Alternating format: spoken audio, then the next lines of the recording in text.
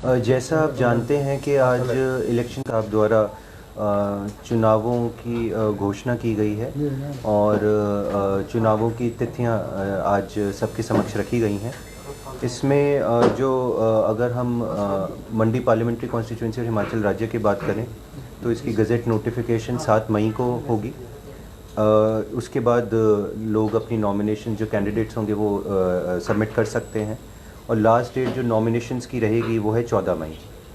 साथ में अगले ही दिन इसके बाद स्क्रूटनी हो जाती है जो रहेगी 15 मई को। लास्ट डेट जो विड्रॉल ऑफ कैंडिडेट के लिए रहेगा वो रहेगा 17 मई को।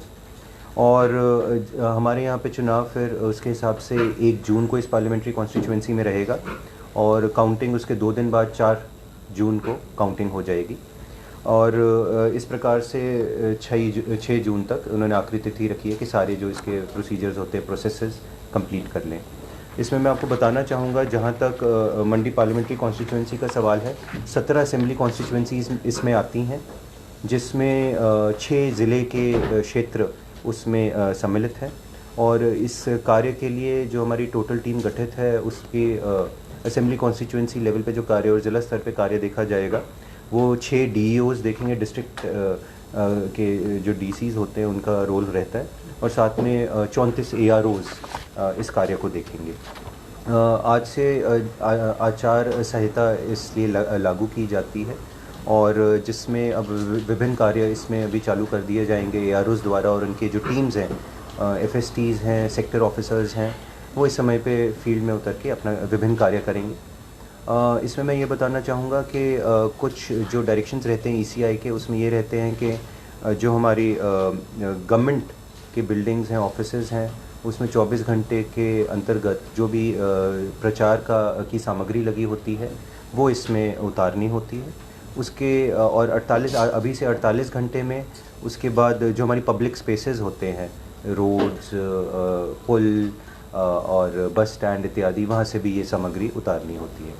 उसके बाद 72 घंटे अभी से उसमें ये आदेश रहते हैं सबके लिए और हमारी टीम के लिए भी यही आदेश है कि जो प्राइवेट स्पेसेस हैं वहाँ से ये सामग्री उतरती है और उसके बाद जो एआरओज़ की जानकारी के साथ और जिनकी प्राइवेट प्रॉपर्टी है उनकी अनुमति के साथ ही उस पर लगाया जा सकता है कोई भी प्रचार सामग्री हो। साथ में अभी से एक स्क्रीनिंग कमेटी रहती है ज़िला स्तर पे जिसमें डीसी व एसपी रहते हैं।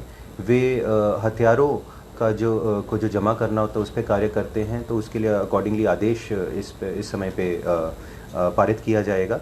साथ में कोई भी आपको जैसे जानकारी है कि कोई नए काम की शुरुआत नहीं की जाती है तो इस समय में अब हम वो कार्य शुरू करेंगे कि कौन से कार्य स्टार्टेड हैं, कौन से नॉट स्टार्टेड हैं, वो हम सभी एग्जीक्यूटिंग एजेंसी से वो लिस्ट लेंगे।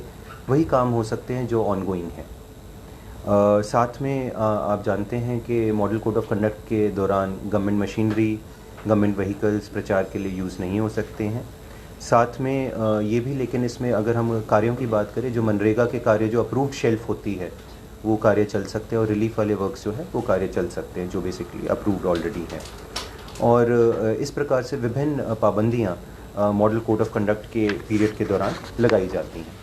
अगर मैं केवल इस ज़िले की बात करूं तो 8,66,000 वोटर्स यहाँ पे रजिस्टर्ड हैं और साथ में हमारे 1217 पोलिंग स्टेशंस हैं जिसके लिए हर एक के लिए बीएलओज़ तैनात हैं जो काफ़ी देर से वोटर लिस्ट अपडेशन का काम कर रहे थे।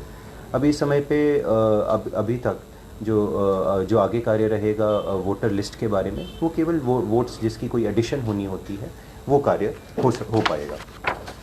साथ में हमारे कुछ स्पेशल सेक्शंस होते हैं वोटर्स के, उसमें जो स्पेशली एबल्ड होते हैं वो व्यक्ति हैं, प्लस जो 85 साल की उम्र के ऊपर वाले हैं वे वोटर होते हैं।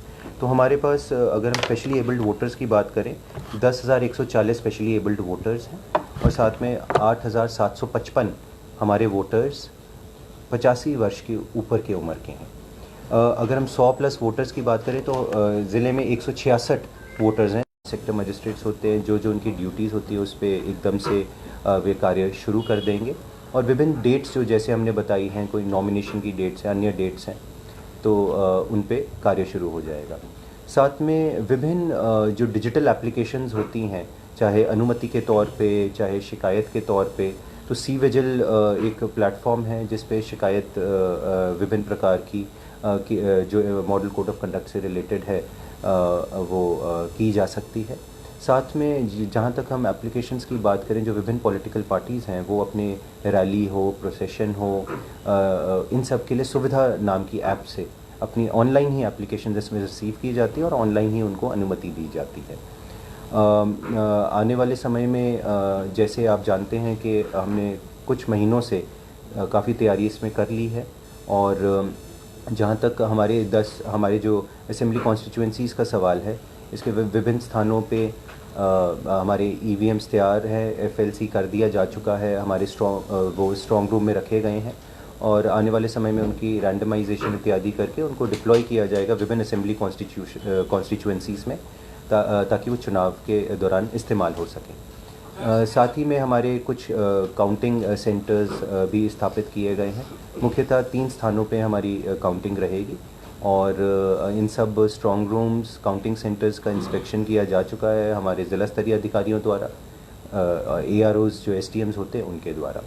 और इस प्रकार से हम पूरी तरह अभी तैयार हैं। आगामी जो हमारा प्रोसेस रहेगा, जो 4 जून की काउंटिंग के बाद ही समाप्त होगा, उसके लिए अभी हमारी सारी टीम तत्पर है।